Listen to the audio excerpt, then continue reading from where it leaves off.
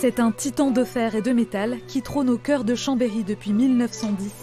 Cette rotonde, la plus grande de France, a été construite selon la technique de Gustave Eiffel. 110 mètres de diamètre et 800 tonnes de charpente qui fascinent toujours autant. Puis dès qu'on rentre, c'est un tout autre aperçu qu'on a parce qu'on est happé par cette charpente. Et cette charpente, elle est excessivement fine. On dirait presque un peu de la dentelle.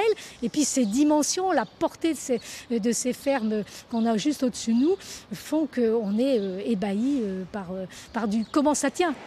Classée monument historique depuis 1984, la rotonde ferroviaire sert toujours de zone de maintenance à la SNCF. 72 locomotives peuvent y être entreposées au milieu de leurs ancêtres, témoins de l'histoire de ce patrimoine industriel. Miraculeusement rescapée des bombardements de Chambéry en 1944, la Dame de fer savoyarde a traversé le XXe siècle avant d'être rénovée dans les années 2000. Cette renaissance lui a permis d'être élue pour représenter la région Auvergne-Rhône-Alpes au concours du monument préféré des Français.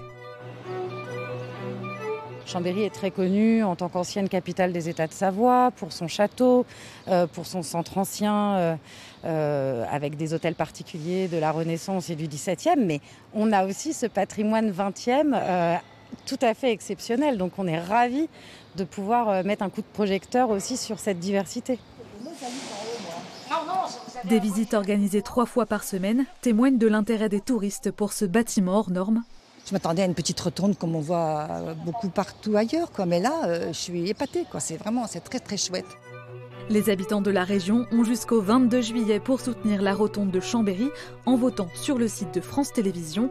Le vainqueur sera révélé lors de l'émission diffusée en septembre à l'occasion des 38e Journées européennes du patrimoine.